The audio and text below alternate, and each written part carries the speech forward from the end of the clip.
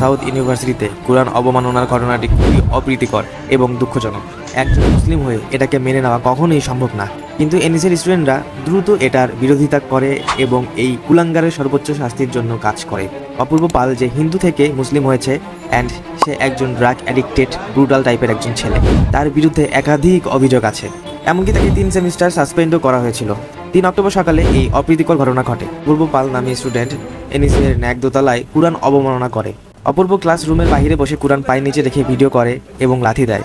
কুরআনের পৃষ্ঠাও ছিঁড়ে স্টুডেন্টরা দেখলে তার সাথে হাতাহাতি হয়। এরপর সিকিউরিটিরা তাকে সেফ এক্সিট দিয়ে ক্যাম্পাস থেকে বাহির করে দেয়। আর এই ঘটনা জানার পরে এনএসইউ স্টুডেন্টরা কেঁপে ওঠে অ্যান্ড অথরিটিকে এর দায়ভার নিতে হবে অ্যান্ড তাকে বহিষ্কার সহ আইনি ব্যবস্থা নিতে বলা হয়। অ্যান্ড সেই দিন রাতে এনএসইউর স্টুডেন্টরা তাকে পুলিশের হাতে তুলে দেয়। 4 অক্টোবর এনএসইউর স্টুডেন্টরা 5 দফা দাবি জানায় এনএসইউ অথরিটিকে। দাবিগুলো হলো নর্থ সাউথের পক্ষ থেকে আইনি পদক্ষেপ, অথরিটি কেন অভিযুক্ত শিক্ষার্থীকে মামলা না করে নিরাপদে বেরিয়ে যাওয়ার সুযোগ দিল এর স্পষ্ট জবাব দিতে হবে এবং তার বিরুদ্ধে পুনরায় মামলা করতে হবে। ছাত্রত্ব বাতিল ও জরিমানা। অপূর্ব পালের ছাত্রত্ব স্থায়ীভাবে বাতিল করতে হবে যাতে সে অন্য বিশ্ববিদ্যালয়ে ক্রেডিট ট্রান্সফার করতে না পারে। পাশাপাশি তার উপর কঠোর আর্থিক জরিমানা আরোপ করতে হবে। মেলের মাধ্যমে রেজিস্ট্রারকে ক্ষমা চাইতে হবে। ইসলাম বিদ্বেষ প্রতিরোধ কঠোর নীতিমালা। বিশ্ববিদ্যালয়ের কোনো শিক্ষক, স্টাফ বা শিক্ষার্থী যেন ইসলাম বা অন্য ধর্ম সম্পর্কে কটূক্তি করার সাহস না পায় সে বিষয়ে কঠোর নীতিমালা প্রণয়ন করতে হবে। শনিবার দিন প্রক্টরকে ক্যাম্পাসে উপস্থিত থাকতে হবে। কুরআন অবমাননার প্রতিবাদে ইসলামিক স্কলার শাহেক আবদুল্লাহ দ্বারা তাফসিরুল কুরআন আয়োজন করতে হবে।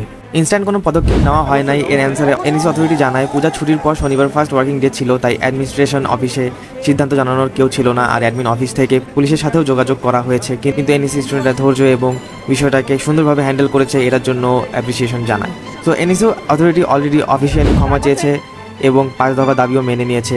এনএসইউ স্টুডেন্টদের ইনস্ট্যান্ট প্রোটেস্ট অ্যান্ড এত জলদি বিষয়টাকে হ্যান্ডেল করে অপূর্বকে আইনের আওতায় আনার জন্য অবশ্যই অ্যাপ্রিসিয়েশন পাওয়ার যোগ্য তারা। এখন সরকারের উচিত এটা সুষ্ঠু বিচার করা। অনেকে এনএসইউকে দোষারোপ করছে, এনএসইউ স্টুডেন্টদের উপর আঙুল তুলছে, বাট এনএসইউ স্টুডেন্টরা এটার সমাধান খুব শর্ট টাইমে করে ফেলেছে অ্যান্ড অথরিটিও এটার অ্যাকশন নিয়ে ফেলেছে। এটার অ্যাপ্রিসিয়েশন করা উচিত, কারণ এখন সব কাজ আইনিভাবে হবে।